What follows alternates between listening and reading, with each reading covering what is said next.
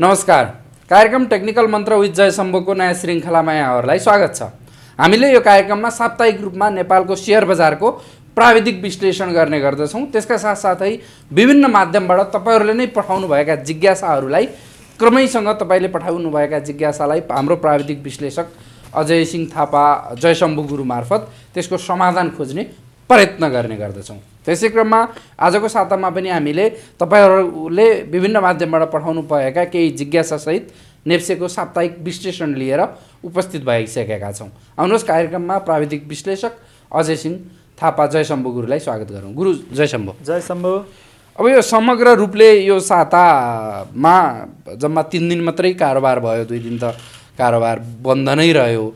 अब यो यही दिनमा एकदम छोटो समयमा यो 3 दिनमा पनि 100 अङ्कभन्दा बढीले नेप्सेमा गिरावट आयो। अब यो सातामा यति धेरै एक्कासी यति धेरै गिरावट किन आयो र अबको साता के हुनसक्छ प्राविधिक रूपले हेर्दा के देखिन्छ? हामीले नेप्सेको गत साताको एनालाइसिस गर्नुपर्दा लगभग गत सातामा अलि अनपेक्षित रूपमा नै मार्केट घटेको छ। हामीले पहिले एउटा यो प्यारलल च्यानल बनाएर हेरिरहेको थियौँ। यो दुईटा पोइन्टबाट यसरी प्यारलल च्यानल बनाएर हामीले चाहिँ यो प्यारलल च्यानलभित्रै करेक्सन टिकेला र यसबाट यतैबाट फर्केला भनेको यसलाई डाउन गरेर तल झरिसकेको छ। अब यो पहिलाको सपोर्टहरू जुन भ्यालिड भएन त्यसपछि हामीले अब नयाँ सपोर्ट आगामी हप्तामा कहाँ रोकिएला भनेर हेर्नको लागि सुरुमा हामीले यो 2260 को लोबाट अस्ति पुगेको हाई 2990 सम्म 86 सम्मको हाई छ।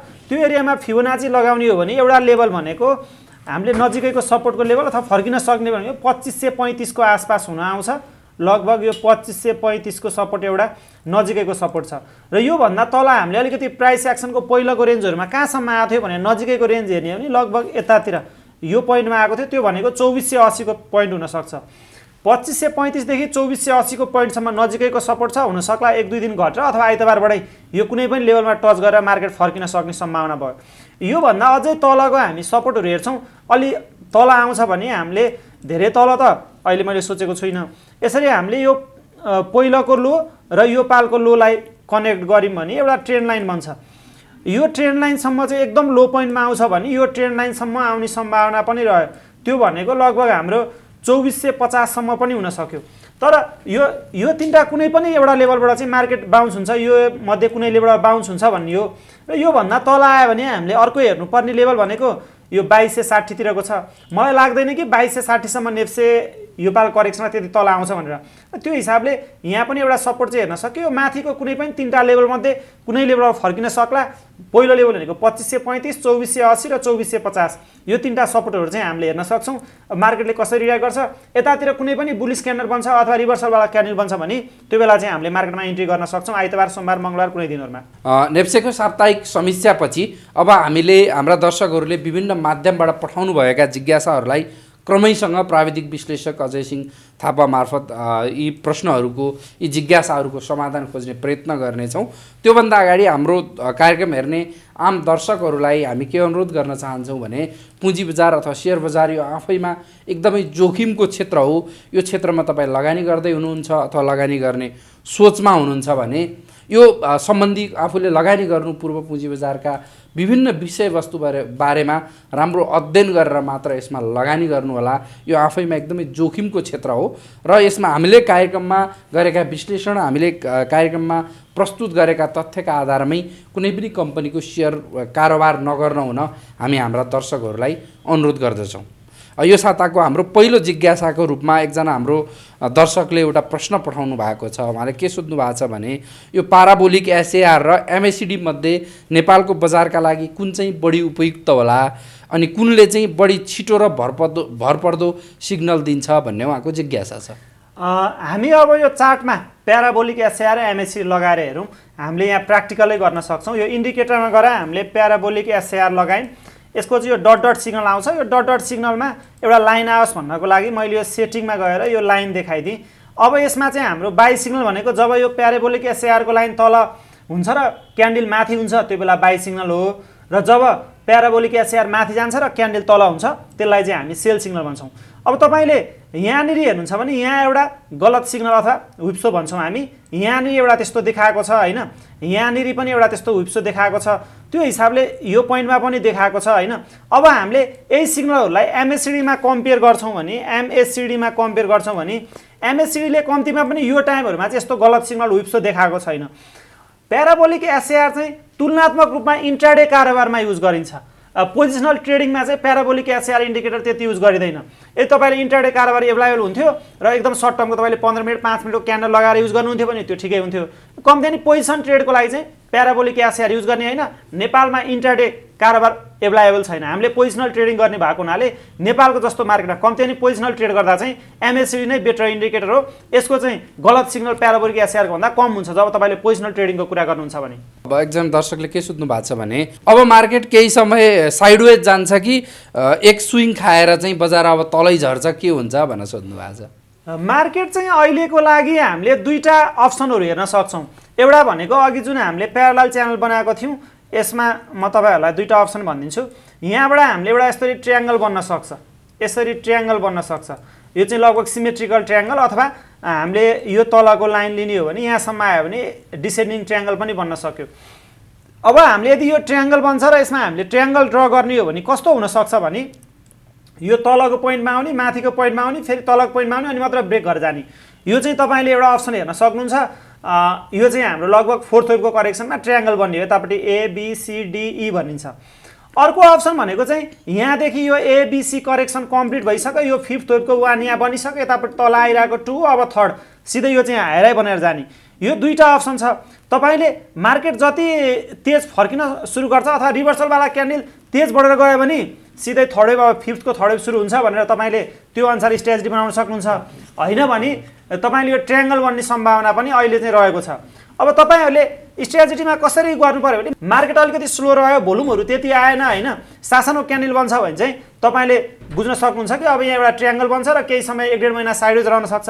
होइन मार्केटले अलिकति घट्दा पनि तेज घट्ने र बढ्दा पनि अलिक लामो ठुलै क्यान्डल बनाउने गऱ्यो भने तपाईँको 3rd वेभ सुरु हुने चान्स हुन्छ। त्यो दुइटैको लागि तपाईँले रेडी हुनु पर्यो। आगामी हप्ताको 2-3 दिनको मार्केट हेऱ्यो भने लगभग यो डाइरेक्सन जान्छ भने एउटा क्लियर चाहिँ हुनेवाला छ। अर्को जिज्ञासा छ, एकजना दर्शकले के भन्नुभएको छ भने मैले केही समय अगाडि टिपिसी 643 रुपियाँमा किनेको थिएँ, अहिले बिचमा बढेर 800 सम्म पनि पुग्यो, 800 सम्ममा बेच्छु भन्दा साथीले होइन नबेच अझै यो बढ्छ भन्ने सल्लाह दियो, म होल्ड गरेँ। तर अहिले अब त घटेर फेरि आफूले किनेको मूल्यमै आउन लागिसक्यो। अब यो अवस्थामा के गर्ने होला, यसलाई होल्ड गरेर राखौँ कि अझै पनि नोक्सानीमा नगइसकेको हुनाले बेचेर बसौँ, प्राविधिक रूपले हेर्दा कस्तो देखिन्छ भनेर सोध्नु भएको छ। तपाईँले कुनै पनि स्टक किनिसकेपछि तपाईँलाई प्रफिट भएपछि अरूलाई सोधेर डिसिजन लिने होइन, तपाईँले त्यो डिसिजन चाहिँ किन्ने बेला लिने हो। तपाईँले किन्दै गर्दा 600मा किन्दै गर्दा कतिमा बेच्ने भनेर योजना बनाउनु थियो, हुन्छ 700मा बेच्ने भनेर अथवा 800मा बेच्ने भनेर। तपाईँले जब आफूले किन्ने बेला लिनुभएको टार्गेट छ र त्यो टार्गेट हिट भइसकेपछि तपाईँले बेच्नुपर्ने हो। अब बेच्ने बेला अरूलाई सोधिरहेर काम छैन। तपाईँले मान्नु 600मा किन्दै गर्दा 700 पुगेपछि बेच्छु भनेर किन्नु भएको थियो भने तपाईँले 700मा बेच्नु पर्थ्यो, हुनसक्थ्यो 800 जान्थ्यो, 900 जान्थ्यो। त्यो तपाईँको सरकारको कुरो भएन नि। तपाईँले एउटा स्ट्रेटेजी बनाउनु भयो, त्यहाँबाटमा बाई गर्नुभयो, स्टप लस राख्नु भएको थियो, टार्गेट राख्नु भएको थियो र तपाईँले भनेको मूल्यमा पुगिसकेपछि त बेच्ने हो। त्यसपछि बढेर जान्छ भने पनि तपाईँले त जे सोचेर ट्रेड गर्नुभएको थियो सफल भएको हो। अब तपाईँलाई माथि बढ्दै जाँदा चाहिँ मैले 500मा एउटा सेयर किनेँ, अब 600मा पुगेपछि 700मा पुग्छ, 800मा पुग्छ भनेर राखिरह्यो भने पुग्न पनि सक्यो। तर जहिले पनि बढेर जाँदैन, हाम्रो बढ्दै जाँदा एक्सपेक्टेसन बढाउँदै जानु चाहिँ हुँदैन। तपाईँले जुन बेला किन्दाखेरि जुन एक्सपेक्टेसन राखेर किन्नु भएको थियो त्यसमै रियाक्ट गर्ने हो। अब अहिलेको लागि हेर्नुहुन्छ भने एउटा सपोर्टको पोइन्टमा आएको, जस्तै पहिला यो पोइन्टहरूमा रेजिस्टेन्स थियो होइन, अहिले सपोर्टको पोइन्टमा आएको छ। त्यो भनेको हामीले 640 देखि 650 को एरियाको सपोर्ट हेर्न सक्छौँ टिपिसीमा।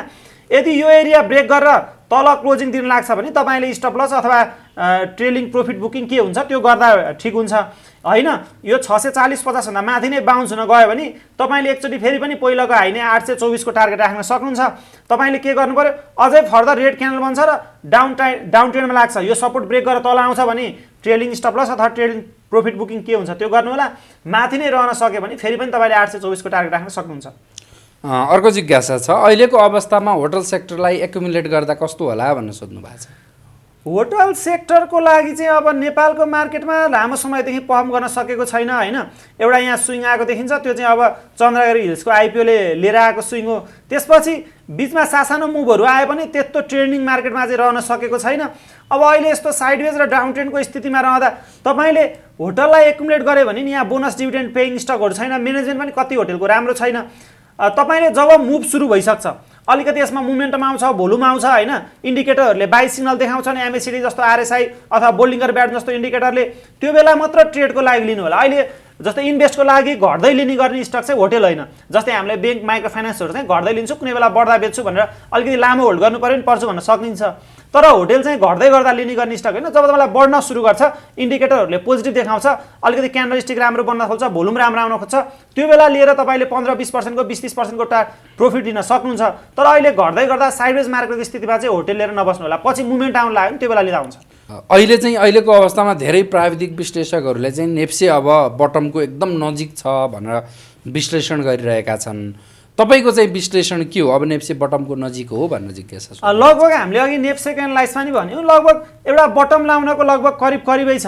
हामीले 3टा नजिकैको सपोर्टहरू हेऱ्यौँ, एउटा अलिक तलको पनि हेऱ्यौँ होइन, तलसम्म जान्छ जस्तो मलाई लाग्दैन। हामीले नजिकैको भनेको एउटा 2535, 2480 र त्योभन्दा अलिकति तल आयो भने यो लगभग ट्रायङ्गलको तल भयो भने लगभग हामीले 2450 को यो 3टा सपोर्ट हेऱ्यौँ। हुनसक्छ यतैतिर बटम एकदमै नजिक छ, यो 3टा मध्ये कुनै पनि सपोर्टमा लाएर एज अ मार्केट बुलिसै नगयो भने एउटा पोजिटिभ स्विङ चाहिँ लिएर जाने चान्स हुन्छ। त्यो हिसाबले तपाईँहरूले अब यहाँबाट पनि थप घट्छ भने चाहिँ घट्दै गर्दा लिएर पनि पछि कुनै स्विङ आउँछ 200-300 अङ्कको, त्यो बेला बेच्न सक्नुहुन्छ। लगभग अहिलेको लागि तत्काल यो करेक्सनको बटम चाहिँ नजिकै नै छ। आगामी हप्ताको आइतबार, सोमबार अथवा ढिलो भयो भने मङ्गलबारसम्म चाहिँ मार्केट पोजिटिभ भएर जान्छ जस्तो मलाई लाग्छ।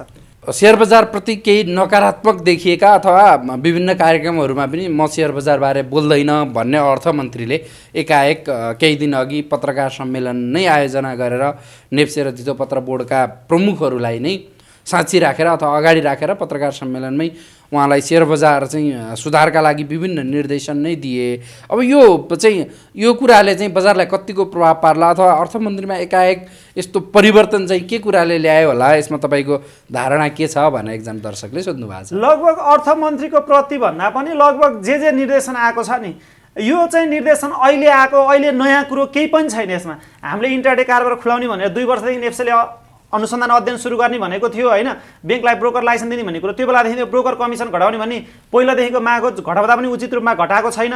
अब ब्रोकरहरू बढाउने सबै कुराहरू छ नि, जुन पुँजी बजारलाई व्यवस्थित गर्ने जे कुराहरू छ, यो चाहिँ नयाँ कुरो केही पनि भएको छैन। अहिले तत्कालको लागि 6 महिना 3 महिनाबाट यो काम चाहिँ हुन्छ भनेर त्यो तरिकाले घोषणा गर्न सकेको भए त्यसलाई हामीले पोजिटिभ भन्न सक्थ्यौँ क्या। यो त 2 वर्ष 5 वर्षदेखि हामीले उम्मेद गर्दै आएको कुरो, हुनुपर्छ भन्दै आएको कुरो, अहिले पनि त्यही हुनुपर्छ मात्र भनिएको छ। यहाँ चाहिँ तपाईँको 1 महिनादेखि चाहिँ इन्टरडे कारोबार सुरु हुन्छ, त्यो गर्न इम्पोसिबल कुरो थिएन। अथवा तपाईँको सर्ट सेलिङ अप्सनहरू सुरु गरिदिने भयो भने अहिले पनि जुन ब्याङ्कलाई ब्रोकर लाइसेन्स दिने कुरो रोकिएको छ होइन, अथवा ब्रोकरको सङ्ख्या बढाउने कुरो रोकिएको छ, कमिसनको कुराहरू छ, यसलाई तत्कालै यदि अर्थमन्त्रीले चाहेको भए 15 दिन 1 महिना अथवा 3 महिनाबाट त लागू गर्न सकिन्थ्यो। अर्थमन्त्रीले यदि पोजिटिभ गर्न खोजेको भने त्यो घोषणा गर्न सक्नुहुन्थ्यो नि त। उहाँले 3 महिनादेखि ल ब्रोकरको कमिसन घट्छ अथवा नयाँ ब्याङ्किङ होला अथवा नयाँ ब्रोकरलाई लाइसेन्स बाँड्ने प्रोसेस सुरु हुन्छ अथवा इन्टरडे कारोबार सुरु हुन्छ 3 महिनापछि अथवा 1 महिनापछि अथवा 15 दिनपछि, अर्थमन्त्री भनेको त्यो घोषणा गर्न सक्ने पोजिसनको मान्छे हो। अहिले पनि लिएर त्यही कुरो घुमाएर त्यही कुरो मात्र भन्नु, यो त 3 महिना 6 महिना 1 वर्षदेखि अध्ययनमा गएको कुरो हो, भनिरहेको कुरो हो, हामीले डिमान्ड गरिरहेको कुरो, यसलाई चाहिँ म पोजिटिभ मान्दिनँ। कम्ती नै अर्थमन्त्री जस्तो मान्छेले त्योभन्दा राम्रो केही गर्न सक्नुपर्थ्यो। 15 दिन अथवा 3 महिनापछि यो कुरा चाहिँ लागू हुन्छ भनेर घोषणा गरेको भए त्यसलाई पोजिटिभ भनिन्थ्यो। अहिले अर्थमन्त्रीले गरेको कुरो म त्यति पोजिटिभ हो भन्ने मान्दिनँ, किनभने यो त पहिल्यै सुनिएको कुरो हो। अर्थमन्त्री जस्तो पोजिसनमा भइसकेपछि 15 दिनपछि अथवा 1 महिनापछि अथवा 3 महिनापछि यो लागू हुँदैछ भनेर भनेको भए त्यसलाई चाहिँ हामीले राम्रो भन्न सक्थ्यौँ। अर्को जिज्ञासा छ हाम्रो दर्शकको, उहाँलाई के सोध्नु भएको छ भने नेपालको बजारमा आइपिओमा लगानी गर्ने लगानीकर्ताहरूको दोस्रो बजारमा चाहिँ त्यति आकर्षण देखिएन।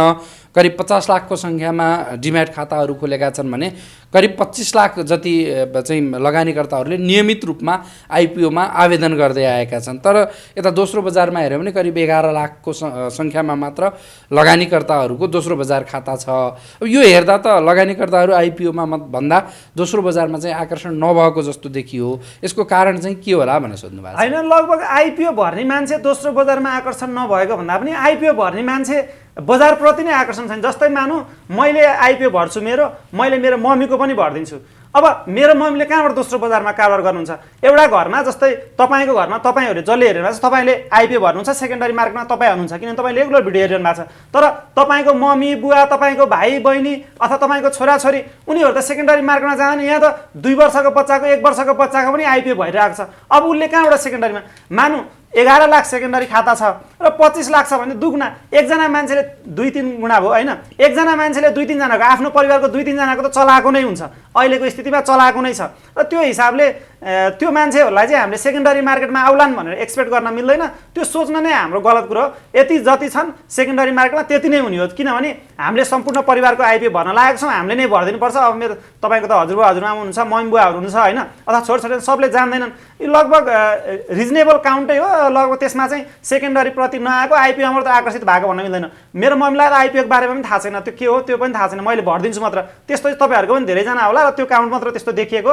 र उहाँहरूलाई चाहिँ पुँजी बजारको लगानी गर्दा भन्दा पनि हामीले आइपिओ पर्ने सम्भावना बढाउनको लागि अपर्च्युनिटीलाई युज गरेको मात्र हो जस्तो लाग्छ मलाई। अर्को एउटा जिज्ञासा छ, एकजना दर्शकले के सोध्नु भएको छ भने सामान्यतया हाइड्रो पावर सेक्टरका कम्पनीहरूको प्रोमोटर सेयर 3 वर्षपछि चाहिँ साधारण सेयर सरह रूपान्तरण हुने व्यवस्था छ। अब कतिपय कम्पनीहरूले केही समय अगाडि नै पनि 3 वर्ष पुगेपछि साधारण सेयर सरह कारोबार गरे। यस्तो यो प्रोमोटर सेयर साधारण सरह कारोबार हुने बेला ती कम्पनीहरूको सप्लाई बढ्छ। अब त्यस्तो अवस्थामा कुनै पनि कम्पनीको प्रोमोटर सेयर अब सेकेन्डरीमा साधारण सेयर सरह कारोबार हुँदैछ भन्ने थाहा पाएको अवस्थामा पहिल्यैदेखि होल्ड भएका लगानीकर्ताले चाहिँ कस्तो स्ट्राटेजी लिने, बेचेर बस्ने हो कि होल्ड गर्ने हो कि के गर्दा उपयुक्त हुन्छ भनेर सोध्नु भएको छ। तपाईँले जुन कम्पनीको प्रमोटर सेयर साधारण सेयरमा परिवर्तन हुँदैछ त्यो कम्पनी चाहिँ राम्रो हो कि नराम्रो हो भनेर छुट्याउन सक्नु पर्यो। त्यसको बिजनेसमा ग्रोथ छ कि छैन, अब त्यसले प्रॉफिट वा डिभिडेन्ड अथवा बोनस दिएको छ कि छैन। यदि मानु कोही पनि प्रमोटरले अथवा तपाईँ नै प्रमोटर हुँदै सोच्नुहोस्, तपाईँले एउटा कम्पनीको सेयर 100 रुपियाँमा किन्नु भएको छ होइन, अहिले 300, 500, 1000मा ट्रेड भइरहेको होला। अब तपाईँले त्यो बेच्न पाउनु हुने भयो बजारको मूल्यमा भने तपाईँले 100 रुपियाँमा किनेको सेयर जुन चाहिँ 300, 500, 1000मा ट्रेड भइरहेछ, तपाईँलाई लगातार बोनस दिइरहेछ, डिभिडेन्ड दिइरहेछ भने तपाईँ किन हतार हतार गरेर बेच्नुहुन्छ? तपाईँले 100 रुपियाँमा गरेको लगानी हो, राम्रो प्रतिफल दिइरहेछ भने त्योमा त थपेर अलिकति एभरेजिङ गरेर राखेर तपाईँलाई पछि पनि बेच्न सकिन्छ नि। यदि राम्रो कम्पनी हो भने तपाईँले आत्तिनु पर्दैन, प्रमोटर सेयर खुलेर पनि केही हुँदैन, झन् मूल्य बढेरै जान्छ। तर कमजोर कम्पनी हो, तपाईँले पहिला 100 रुपियाँ लगानी गर्नुभएको थियो, अहिले 200, 300, 400मा ट्रेड गरिरहेछ, त्यसले बोनस पनि दिँदैन, डिभिडेन्ड पनि दिँदैन, बिजनेस ग्रोथ पनि छैन। त्यस्तो कम्पनी हो भने चाहिँ म किन होल्ड गरेर बस्छु प्रमोटरको रूपमा, म बेचेर अब बेच्न मिल्छ बेचेर निस्किन्छु। तपाईँले त्यो कम्पनी राम्रो हो भने तपाईँलाई केही पनि फरक पर्दैन, तपाईँ लिएर ट्रेड गरेर इन्भेस्ट गरेर बस्न सक्नुहुन्छ। र प्रमोटरहरूले साधारण खुलिसकेपछि पनि उनीहरूले अझै किनेर राख्ने सम्भावना पनि हुन्छ। राम्रो कम्पनी हो, 100 रुपियाँमा किनेको थियो, अहिले अलिकति थपेर एभरेज गर्नु, बोनस दिइरहेछ, डिभिडेन्ड दिइरहेछ भन्ने हुनसक्छ। तर कमजोर कम्पनी हो भने म प्रमोटर भयो भने मैले पनि गर्ने त्यही हो, मैले 100मा किनेको थिएँ, 300 अहिले आउँछ, केही पनि रिटर्न आउँदैन, अर्को साल पनि आउने उम्मिद छैन भने बेचिदिने हो, सप्लाई बढ्छ। त्यस्तो कम्पनीहरू चाहिँ यदि प्रमोटर खुल्नेवाला छ, त्यो कमजोर कम्पनी हो भने तपाईँहरूले त्यो प्रॉफिट बुक गरेर त्यसमा ट्रेड नगर्ने अथवा इन्भेस्ट नगर्दा ठिक हुन्छ। तर राम्रो कम्पनी हो भने केही पनि फरक पर्दैन, प्रमोटर सेयरको लकिङ पिरियड खुल्यो भने त्यसको मूल्य अझै बढेर गएको धेरै इक्जाम्पलहरू छ। अर्को जिज्ञासा छ, टेक्निकल रूपमा हेर्दा शिवमको अवस्था कस्तो छ बताइदिनु होला भनेर सोध्नु भएको छ। लगभग हामीले शिवमको टेक्निकल अवस्था हेर्ने हो भने म यहाँ शिवमको चार्ट खोल्छु। तपाईँहरू यहाँ शिवमको चार्ट हेर्नुहुन्छ भने नि राम्रो अवस्था त कम्तीमा पनि देखिँदैन। तपाईँहरूलाई म यसको लोजिक चाहिँ बताइदिन्छु किन राम्रो देखिँदैन भनेर। लगभग मार्केटले 1700 को हाई बनाइसकेपछि केही समय साइडवेज करेक्सन भयो होइन, कन्सोलिडेट भयो, त्यसपछि हाई ब्रेक गरेर जाँदा पनि धेरै माथि जान सकेन, लगभग 1800-1900 को आसपास गयो। यतिसम्मलाई ठिकै थियो। लामो साइडवेज पछि जस्तो ब्रेकआउट दिएको थियो नि, यो ब्रेकआउट अलिकति भ्यालिड हुनु पर्थ्यो, कम्ती 30-40% माथि जानु पर्थ्यो। यो प्राइसबाट माथि गएको थियो। लगभग कति टाइममा ब्रेकआउट दिएको थियो हेर्नु, तपाईँले हेर्नुभयो भने लगभग यसको ब्रेकआउट आयो 212 दिनपछि, 145 ट्रेडिङ दिनपछि, र 2 दिन मात्र बढ्यो, 1 दिन मात्र बढ्यो। त्यसरी ब्रेकआउट हुने र ब्रेकआउट फेल हुने बित्तिकै तपाईँको यसमा चाहिँ तत्कालको लागि यो बेच्नको लागि ब्रेकआउट गराइएको थियो। यसमा अब राम्रो छैन भने हामीले यही बेला बुझ्नु पर्थ्यो। यदि बुझ्न सकिनँ भने हाम्रो कमजोरी हो। त्यसपछि जस तरिकाले प्राइस घटेर एकदमै तल आयो, 1000सम्म आयो होइन, र 1000सम्म आएपछि त मान्छेले त्यत्रो लामो समय माथि टिकेको सेयर 1000 आएपछि एउटा सानो मुभमेन्ट आउनै भयो, र त्यो मुभमेन्टले पहिलाको दुईटै हाईसम्म लिएर जान सकेन। त्योभन्दा तल नि 1650 तिरबाट फेरि सेलिङ आएर अहिले तपाईँहरू छ नि फिबोनाचीको 0.6 पनि ब्रेक गरेर आइसकेको छ। यहाँबाट हेर्नुहुन्छ भने चाहिँ कम्तीमा पनि यो प्राइसमा कम्पनीलाई टिक्न गाह्रो परेको जस्तो देख्न सकिन्छ। अहिले यो 0.78 मा आइसकेको छ। तपाईँको यो माथिल्लो कन्सोलिडेटको प्राइस चाहिँ रिजनेबल प्राइस थिएन, ज्यादातर यो प्राइस रिजनेबल हुनु पर्थ्यो। यदि यो होइन, यो प्राइसमा टिक्न सकेन, माथि गएर फेरि डाउन आछ र डाउन चाहिँ लो चाहिँ ब्रेक गर्दै आछ, हाई चाहिँ माथि जान सकेको छैन भने अहिलेको लागि यो प्राइस यसको लागि रिजनेबल छैन भनेर चार्टले देखाउँछ। अब फन्डामेन्टल कम्पनीको भ्यालुएसन निकाल्ने हुने भन्ने कुरो पनि आउन सक्यो, तर कम्तीमा पनि चार्टले चाहिँ यो अहिले कमजोर पडिरहेछ, माथिको प्राइसमा हिट गर्न सकेको छैन र घट्दाखेरि अलि ज्यादा तेज घटिरहेछ भने तपाईँको कोही पनि एकुमुलेट गर्न नभएर पनि बेच्न खोजिरहेछन् भन्ने चाहिँ यसमा देखिन्छ अहिले। अर्को एउटा जिज्ञासा छ, एकजना हाम्रो दर्शकले के भन्नुभएको छ भने एमएफआई इन्डेक्सका बारेमा बुझाइदिनु न, यो कसरी प्रयोग गर्ने, यसको उपयोगिता र यसको चाहिँ यसमा हुने त्रुटिहरू के हुन सक्छन् भन्ने उहाँको जिज्ञासा छ। तपाईँले एमएफआई इन्डिकेटरमा गएर एमएफआई लगाउन सक्नुहुन्छ। यसलाई चाहिँ मनी फ्लो इन्डेक्स भनिन्छ। यो चाहिँ लगभग ओसिलेटर हो आरएसआई जस्तै, यसले 0 र 100 को बिचमा काम गर्छ। आरएसआईलाई चाहिँ यसलाई चाहिँ लगभग होइन भोल्युम वेटेड आरएसआई पनि भनिन्छ। यसमा चाहिँ के हुन्छ भने कारोबारको भोल्युम पनि समावेश गरिएको हुन्छ। जस्तै आरएसआईमा चाहिँ प्राइस मुभमेन्ट मात्र लिएर बनाएको हो, एमएफआईमा चाहिँ प्राइस मुभमेन्टको साथसाथै त्यसमा आएको भोल्युम पनि, यदि टिपिकल प्राइस बढेको छ र भोल्युम आएको छ भने त्यसलाई पोजिटिभ भोल्युम छ। टिपिकल प्राइस भनेको हाई लो र क्लोजको एभरेज प्राइस हुन्छ, त्यसलाई टिपिकल प्राइस भनिन्छ। र टिपिकल प्राइस अघिल्लो दिनभन्दा बढेर गयो र त्यो दिन भोल्युम पोजिटिभ आयो भने त्यो भोल्युमलाई चाहिँ पोजिटिभ भोल्युममा लिन्छ भने, यदि टिपिकल प्राइस घटेको दिनमा भोल्युम आएको छ भने त्यसलाई नेगेटिभ भोल्युमको आधारमा लिएर यसले चाहिँ भोल्युम वेटेड आरएसआईको रूपमा भनिन्छ। यसले चाहिँ आरएसआईको इन्डिकेटरमा थप भोल्युम लिएर यसले त्यसरी ओसिलेटर काम गर्छ। यसमा चाहिँ तपाईँहरूले मुख्य हेर्नुपर्ने भनेको डाइभर्जनहरू हेर्न सक्नुहुन्छ, अथवा आरएसआई जस्तै तपाईँले सामान्य यसमा चाहिँ आरएसआईमा 70-30 हेरिन्छ भने यसमा चाहिँ तपाईँले 80 र 20 हेर्नु पर्यो। यदि 20 भन्दा तल आउँछ भने तपाईँको त्यो बाइङ एरिया हुनसक्छ। जस्तै यहाँनिर आएको थियो होइन, यहाँनिर आएको थियो, यहाँनिर आएको थियो, यो चाहिँ तपाईँको बाइङ एरिया भन्ने गर्छ। र 80 भन्दा माथि जान्छ भने सेलिङ एरिया भन्ने गर्छ। किनभने म्याक्सिमम पोइन्ट 100 80 भन्दा माथि गइसकेपछि अब धेरै माथि जान बाँकी छैन भन्ने चाहिँ यसको निष्कर्ष निस्किन्छ। र तपाईँले त्यो अनुसार पनि स्ट्र्याटेजी गर्न सक्नुहुन्छ। यसको अर्को प्रमुख स्ट्र्याटेजी भनेको चाहिँ तपाईँको 50 भन्दा माथि एमएफआई छ भने यसलाई पोजिटिभ रूपमा लिन्छ, 50 भन्दा तल आयो भने नेगेटिभ आयो। तपाईँले यसमा त्यो दुईटा रेन्जहरू हेर्न सक्नुभयो, अरू डाइभर्जनहरू पनि खोज्न सक्नुभयो। लगभग यदि आरएसआईमा तपाईँ भोल्युम एड गरेर ट्राई गर्नुहुन्छ भने यही इन्डिकेटर निस्किने हो। यो पनि उपयोगी छ, खास गरी एकुमुलेट भइरहेछ कि डिस्ट्रिब्युसन भइरहेछ भन्नको लागि। र तपाईँको प्राइस र एमएफआई दुइटै माथि गइरहेछ भने यसको चाहिँ मोमेन्टम तेज छ, राम्रो छ, एकुमुलेट भइरहेछ, अझै माथि जान सक्छ भन्ने बुझिन्छ भने, प्राइस र एमएफआई दुइटै तल आइरहेछ भने यहाँ चाहिँ डिस्ट्रिब्युसन भइरहेछ, नराम्रो मोमेन्टम छ भन्ने बुझिन्छ।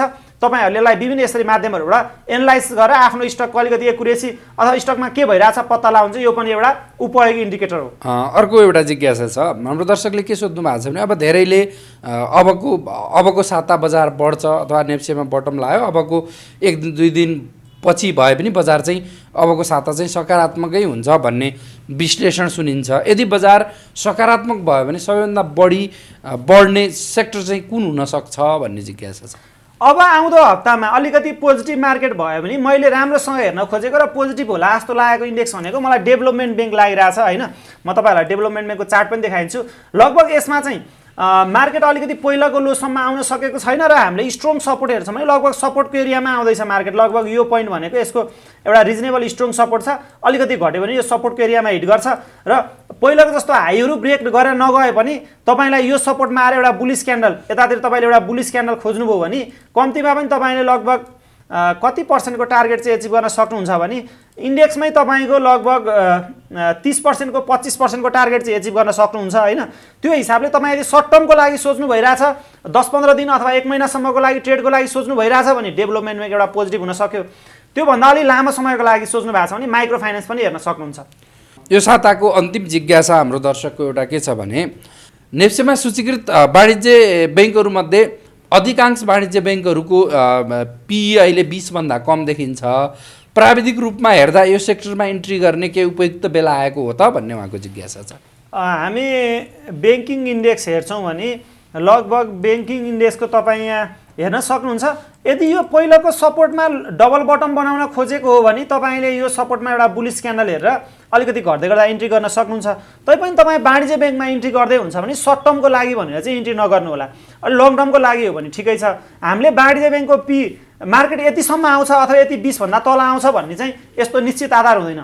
पहिला हामीले के देखेको भने 8, 12, 15 सम्म पनि खास गरी 8, 9 पनि पिई भएको वाणिज्य ब्याङ्कहरू पाइन्थ्यो 2 वर्ष अगाडि कुरो गर्ने हो भने। र फ्युचरमा पनि त्यति नजाला भन्न सकिन्न। ज्यादातर वाणिज्य ब्याङ्कलाई त मर्जमा जानै पर्ने बाधा छ। आफ्नै व्यवसायबाट टिक्न गाह्रो स्थिति भइरहेको ब्याङ्कहरू पनि छन्। वाणिज्य ब्याङ्कलाई सबै राम्रो छैन। तपाईँले केही राम्रो ब्याङ्कहरू छन् वाणिज्य ब्याङ्कमा पनि होइन, त्योहरूमा चाहिँ इन्भेस्ट गर्न सक्नुभयो। सबैलाई चाहिँ तपाईँले आज इन्भेस्टको रूपमा नहेर्नु होला। अब कुनैमा ट्रेड गर्नको लागि भन्ने त अब सर्ट टर्मको ट्रेड एभाइलेबल छैन।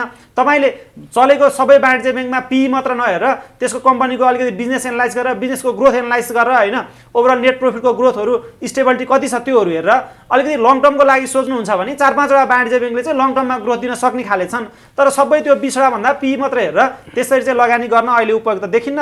कुनै कुनै जसको राम्रो रिटर्न छ, प्रतिफल छ र बिजनेस ग्रोथ पनि भइरहेछ त्यस्तो खालेमा चाहिँ तपाईँले हेर्न सक्नुहुन्छ 4-5वटा वाणिज्य ब्याङ्क चाहिँ ग्रोथ पोटेन्सियल भएको पनि छन्। हस्, धन्यवाद गुरु। धन्यवाद जय शम्भु।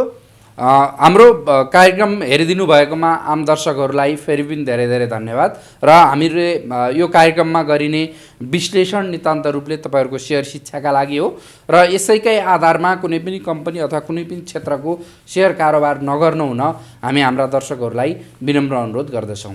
धन्यवाद।